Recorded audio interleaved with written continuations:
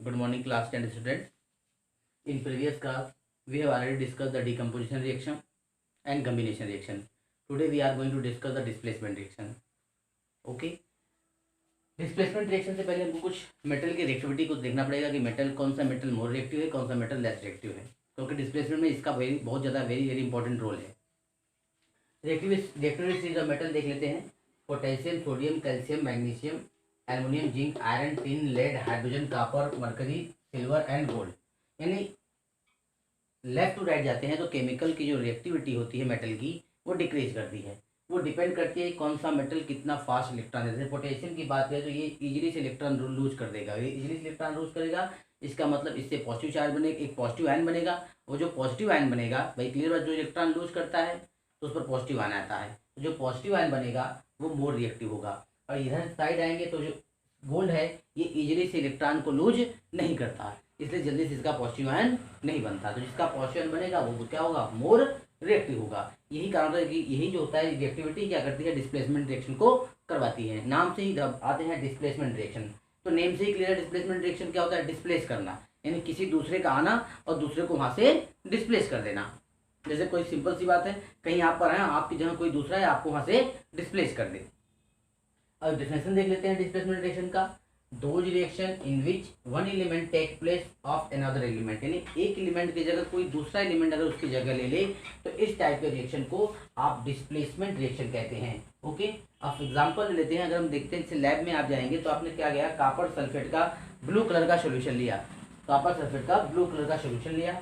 उसमें क्या किया आपने, जिंक की स्ट्रिप को डीप कर दी। जैसे आप जिंक की स्ट्रिप डीप करेंगे तो आपको में क्या बन जाता है, जेड सल्फेट और कॉपर सॉलिड। तो जेड सल्फेट जो बनता है वो कलरलेस हो जाता है और ये होता है रेड ब्राउन कलर का होता है। इसमें देखो क्या होता है, जैसे अब कॉपर सल्फेट का सोल्यूशन ब्लू कलर का होगा, वो भी बहुत डार्क ब्लू कलर का होगा, लेकिन जैसे जिंक की स्ट्रिप डालेंगे तो कलर वो फेड हो जाता है, हल्का कलर हो जाता है। वो हल्का कलर क्यों होता है, किसके वजह से, due to Z sulphate compound बनने की वजह से, कंपाउंड बनने के कारण। यानी हम कह सकते हैं कि जो ब्लू कलर है वो डिसअपियर हो रहा है, क्यों, due to zinc sulphate aqueous solution. Okay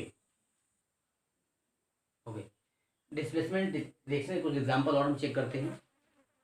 थोड़ा सा रिएक्टिविटी सीरीज को भी इसमें से हम देख लेंगे कैसे इसका रोल है डिस्प्लेसमेंट रिएक्शन में।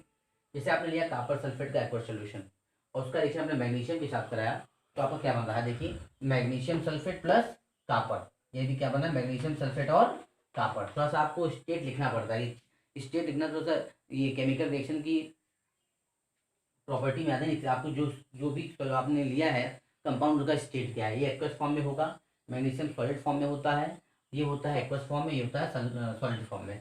अब आपको यहाँ पे देखना है रिएक्शन क्यों हो रहा है। देखो कॉपर सल्फेट के साथ जब अपने मैग्नीशियम का रिएक्शन कराया है, अब हम रिएक्टिविटी सीरीज में आते हैं तो देखते हैं कॉपर कहाँ है, इस पोजीशन पर, ओके, और मैग्नीशियम कहाँ है, इस पोजीशन पर। तो अगर रिएक्टिविटी की बात करेंगे तो किसकी रिएक्टिविटी ज़्यादा है, मैग्नीशियम की या कॉपर की। तो आपको पता है कि मैग्नीशियम की रिएक्टिविटी ज़्यादा है, यानी मैग्नीशियम फास्ट रिएक्शन करता है, कॉपर का क्या करता है, लेस रिएक्शन करेगा। तो क्लियर सी बात है भाई, अगर बॉन्ड की बात करेंगे तो कॉपर सल्फेट अभी क्या है, कॉपर क्या है, लेस रिएक्टिव है, इसलिए, और पता है मैग्नीशियम क्या है, मोर रिएक्टिव है। तो जैसे ही मैग्नीशियम के साथ रिएक्शन करेंगे तो मैग्नीशियम इस कॉपर को क्या कर देगा, डिस्प्लेस कर देगा। क्यों, क्योंकि मैग्नीशियम की रिएक्टिविटी कॉपर से ज़्यादा होती है, इसलिए आपका क्या बन जाता है, मैग्नीशियम सल्फेट प्लस कॉपर। अब नेक्स्ट रिएक्शन देखो, कॉपर क्लोराइड एक्वस फॉर्म लिया, लेड के साथ रिएक्शन किया, लेड क्लोराइड बना और कॉपर सॉलिड फॉर्म में बना। अब इसमें देख लीजिए, इसमें भी बताइए आपका रिएक्शन यहाँ पर क्या है, कॉपर और यहाँ पर क्या दिया है, लेड। अब हम चेक करते हैं, तो यहाँ पर है कॉपर, यहाँ पर क्या है, लेड। अगर रिएक्टिविटी की बात करेंगे तो किसकी रिएक्टिविटी ज़्यादा है, लेड की ज़्यादा है, इसलिए लेड क्या करेगा, कॉपर को यहाँ से डिस्प्लेस कर देगा और कॉपर को डिस्प्लेस करके क्या बना दिया, लेड क्लोराइड और कॉपर सॉलिड। सिमिलर रिएक्शन और चेक करते हैं, ये है सिल्वर नाइट्रेट। अब सिल्वर नाइट्रेट किस फॉर्म में होता है, एक्वस, और ये होता है कलरलेस। अब क्या होगा, सिल्वर नाइट्रेट का आपने कॉपर के साथ रिएक्शन कराया। अब देखो सिल्वर नाइट्रेट कहाँ है, सिल्वर यहाँ पर है, कॉपर कहाँ है, यहाँ पर है।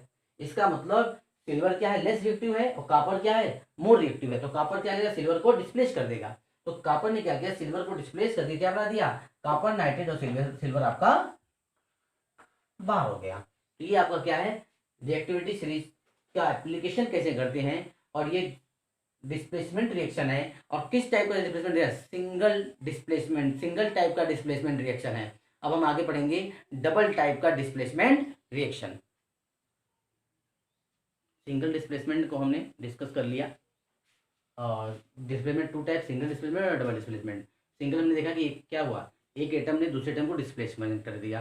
लेकिन डबल डिस्प्लेसमेंट थोड़ा डिफरेंट है, इसमें एक्सचेंज ऑफ एटम होता है, यानी एक जाएगा दूसरी जगह, दूसरी जाएगा उसकी जगह, यानी एक्सचेंज होगा। कैसे उसको समझ लेते हैं, पहले डेफिनेशन देखते हैं। Those reaction in which two compound react by exchange of ion to form two new compound are called double displacement.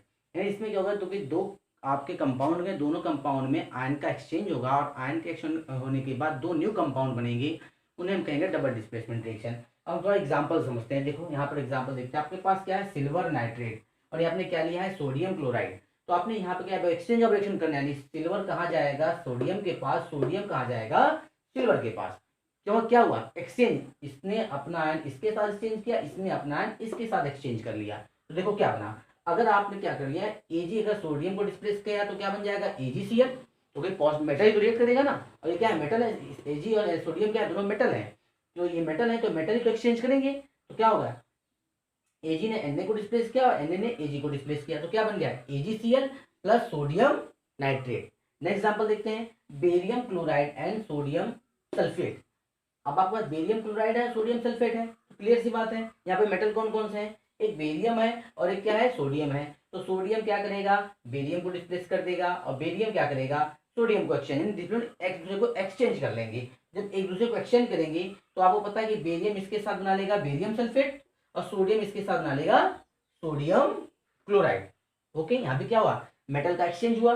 Last और एक देखते एग्जाम्पल हम, लेड नाइट्रेट, लेड नाइट्रेट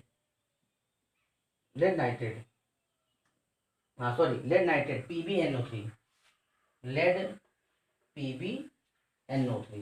आपके पास क्या है, लेड नाइट्रेट है। अब आपने क्या किया, लेड नाइट्रेट लिया, अब लेड नाइट्रेट का रिएक्शन पोटेशियम आयोडाइड के साथ कराया। तो यहाँ पर पोटेशियम मेटल है और लेड मेटल है। अब कुछ नहीं करना है, आपका क्या है, जहाँ पोटेशियम है वहाँ लेड आ जाएगा, और जहाँ लेड है वहाँ पोटेशियम आ जाएगा, एक्सचेंज ऑफ रिएक्शन होगा। तो क्या हो जाएगा, लेड आयोडाइड और बन जाएगा पोटेशियम नाइट्रेट। और इसमें पता है, ये जो लेड आयोडाइड होता है वो किस कलर का होता है, येलो PPT कलर का होता है। ओके।